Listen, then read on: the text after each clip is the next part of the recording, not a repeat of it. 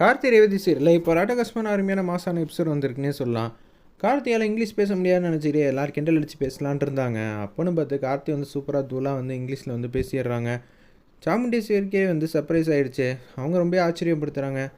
பரவாயில்லையே, நம்ம மாப்பிள்ளை வந்து ரேவதிக்கு எல்லா வகையிலையும் பொருத்தமான வந்து ஒரு ஆளாக தான் இருக்காங்க அப்படின்னு சொல்லி சந்தோஷமாக வந்து பேசிக்கிட்டு இருக்காங்க. இதை கேட்டோன்னே வந்து நான் பொண்ணுக்கும் மாப்பிள்ளைக்கும் கிஃப்ட்டு கொடுக்கலான் இருக்கேன் அப்படின்னு சொல்லிட்டு சாமுண்டேஸ்வரி தான் வந்து கிஃப்ட் வந்து கொடுத்துருக்காங்க. என் பொண்ணுக்கும் மாப்பிள்ளைக்கும் பிரச்சனை போயிட்டுருக்கு, நீ தான் வந்து சுமூகமாக வந்து இதை வந்து நடத்தி வைக்கணும். அவங்க 2 பேருக்கும் ஹனிமூன் பேக்கேஜ் ட்ரிப்பை வந்து நான் வந்து ரெடி பண்ணி தரேன், நீ கொடுத்துருங்கிற மாதிரி சாமுண்டேஸ்வரி ஆல்ரெடி வந்து ஃபோனில் வந்து சொல்லிட்டாங்க. அதனால் அந்த கிஃப்ட்டை வந்து கொடுக்குறாங்க. என்ன இருக்க போகுது கிஃப்ட்டு, எல்லோரும் முன்னாடி வந்து பிரித்து காட்டுங்கிற மாதிரி சொன்னோன்னே, செக்கில் எவ்வளோ ரூபா பணம் வச்சுருக்க போகிறாரு, எப்படி மாப்பிள்ள அதில் செக்கு தான் இருக்குதுன்னு கண்டுபிடிச்சிங்க, பின்ன அந்த பேப்பரில் வேறு என்ன இருக்க போகுது, 101 ரூபா பணமாக கொடுப்பாங்க, அவங்க வெளிநாட்டிலேருந்து வராங்க, செக்கு தான் கொடுப்பாங்க அப்படின்னு சொல்லும்போது, கரெக்டு தான், அது பேப்பர் தான், நீங்கள் நினைக்கிற மாதிரி சொத்தாகவும் இருக்காது, பேப்பராகவும் இருக்காது, அப்புறம் என்ன அது டிக்கெட்டாக இருக்கும், அவங்க ஹனிமூன் பேக்கேஜ் ட்ரிப்பை வந்து வாங்கிட்டு வந்து கொடுத்துருக்காங்க அப்படின்னு சொல்லிடுறாங்க. அந்த இடத்துல நம்ம சாமுண்டேஸ்வரி, என் ஃப்ரெண்டு என்கிட்ட முன்னாடியே வந்து சொல்லிட்டா, நான் வந்து இது ஏற்பாடு பண்ணல, என் ஃப்ரெண்டு தான் ஏற்பாடு பண்ணியிருக்கா அப்படின்னு சொன்னோன்னே 2 பேரும் அவங்க காலில் விழுந்து ஆசீர்வாதம் வாங்கிட்டு, நீங்கள் அந்த பேக்கேஜ் வாங்கிக்கிங்கன்னு சொன்னோன்னே காலில் விழுந்து ஆசீர்வாதம் வந்து வாங்குறாங்க. அம்மாவுக்காக இது வந்து இப்போதைக்கு ஒத்துக்கிட்ட மாதிரி இருப்போம்னு சொல்லிட்டு அவங்க மட்டும் சரி சாமுண்டீஸ்வரி நான் போயிட்டு வரேன்னொன்னே அப்படியே வாசலில் நிற்கிறாங்க. நான் சொன்ன மாதிரியே நீ பேசினதுக்கு எனக்கு ரொம்ப சந்தோஷம். இல்லைம்மா, உன் பொண்ணுக்கு ஏதாவது நல்ல விஷயம் நடந்துச்சுன்னா அது நான் ஹாப்பியாக தான் வந்து எடுத்துப்பேன், நீ எதுக்கும் கவலைப்படாத அப்படின்னு சொல்லிட்டு எல்லாமே வந்து சுமூகமாக வந்து மாறும்னு சொல்லிட்டு அவங்க மட்டுக்கும் போகிறாங்க. ஒரு பக்கம் நம்ம ரேவதி கிட்டே வந்து சொல்கிறாங்க, இந்த ஏற்பாடு நான் எதுவும் பண்ணலை, நான் உண்மையிலே யோசிச்சேன்தான் உன்னையும் மாப்பிள்ளையும் ஹனிமூன் பேக்கேஜுக்கு அனுப்பிச்சி வைக்கிறோன்னு சொல்லிட்டு.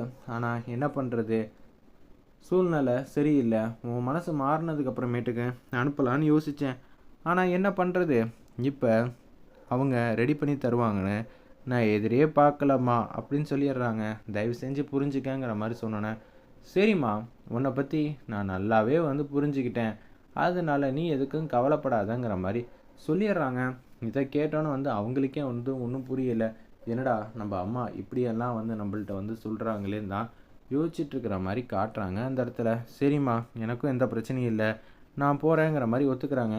என்ன அம்மா கேட்டோன்னே நான் போகிறேன்னு சொல்லி ஒத்துக்கிட்டேன்னா அங்கே நிம்மதியாக சந்தோஷமாக இருக்கலாம் தான், கொஞ்ச நாள் பிடுங்கல் இல்லாமல் இருக்கும். ஆனால் என்ன பண்ணுறது, உன் கூட வரப்போகிறேன்னு நினச்சா தான் எனக்கு கோவமாகவும் ஆத்திரமாகவும் வருதுங்கிற மாதிரி சொல்லிட்டு அவங்க மட்டும் வந்து போகிறாங்க. இப்படியே போயிட்டு இருந்தா சரி வராதே அப்படின்னு சொல்லி சந்திரகலா வந்து நடந்த விஷயத்தெல்லாம் மாயாட்ட வந்து சொல்லிடுறாங்க. நான் வந்து ஃபோன் அடித்து மருமகள்கிட்ட என்னென்ன சொல்லணுமோ அது எல்லாத்தையும் வந்து வத்தி வச்சிடுறேன் அப்படின்னு மாயா வந்து யோசிச்சுட்டு அப்படியே வந்து ஃபோனில் வந்து பேசுகிறாங்க நம்ம ரேவதி கிட்ட. அவங்க ரேவதி வந்து என்ன மாதிரி முடிவெடுக்க போகிறாங்கன்னா அப்கமிங் எபிசோட் ட்விஸ்ட்டாக வந்து இருக்க போகுது. கார்த்தி ஒரு பக்கம் கேட்குறாங்க, என்னத்தை நான் பேசுவேன்னு நினைக்கலையா அப்படின்னு சொன்னேன். ஆமாம் மாப்பிள்ள, உங்களை நான் குறைச்சி எடை போட்டுட்டேன், ஆனால் நீங்கள் சூப்பராக வந்து பேசுகிறீங்க அப்படின்னு சொல்லிகிட்டு இருக்காங்க. அந்த இடத்துல நீங்கள் என்ன படிச்சிருக்கீங்க அப்படின்னு சொல்லும்போது தான் நான் இதெல்லாம் படிச்சிருக்கேன்னு 1-2 டிகிரி மட்டும் சொல்லிடுறாங்க. பரவாயில்லையே மாப்பிள்ள, நீங்கள் இவ்வளோ படிச்சிருக்கீங்களா, அப்புறம் ஏன் வந்து டிரைவராக வந்து வேலைக்கு சேர்ந்தீங்க? நான் ஆரம்பத்துலேருந்து சொல்கிறது ஒன்று தான், நான் டிரைவராலாம் வேலைக்கு வந்து சேரலை, உங்களுக்கு பாதுகாப்புக்கு வேணும்னு சொல்லி நீங்கள் தான் வந்து கூப்பிட்டீங்க, அப்படியே எல்லோரும் வந்து என்ன டிரைவர்னு நினச்சிட்டு இருக்கீங்க, அவ்வளோதான் அப்படின்னு சொல்லி பட்டும் படாமல் வந்து பேசுகிறாங்க. அந்த இடத்துல இவர்கிட்ட நம்ம தொழில் வேலை வாய்ப்புன்னு ஏகப்பட்டதெல்லாம் கொடுத்தா சூப்பராக வந்து டெவலப் பண்ணி கொடுத்துருவாருங்கிற மாதிரி தான் யோசிச்சுட்ருக்காங்க நம்ம சாமுண்டேஸ்வரி. வெயிட்